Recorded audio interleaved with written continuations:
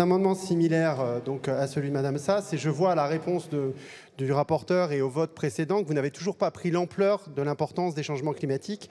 Et je pense que c'est dommage puisqu'on est en pleine COP27. Donc l'amendement que nous vous proposons est d'augmenter le versement mobilité pour les grandes entreprises. Donc on rappelle quand même ce versement mobilité qui est payé par les entreprises permet de développer les transports en commun.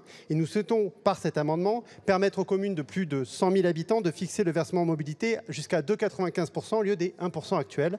Pour les entreprises dont le chiffre d'affaires, et ça c'est ce qu'on propose ici, annuel est supérieur à 750 millions d'euros. Donc par rapport à la critique que vous faisiez que c'était peut-être trop lourd pour les entreprises, là nous proposons de toucher les grandes entreprises. Et je vous dirais 3 choses simples. D'abord, c'est une mesure écologique, chers collègues.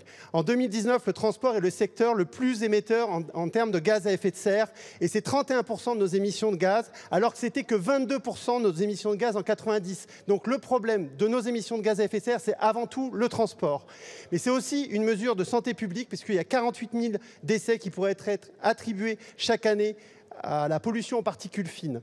Enfin, c'est une mesure de justice sociale, ma collègue Sass l'a rappelé, parce que les collectivités manquent de moyens pour développer de nouvelles lignes, et ainsi, on risque d'avoir soit un manque de moyens, soit une hausse des prix des transports en commun, et c'est pour ça que je vous invite à voter cet amendement. Merci, monsieur le député.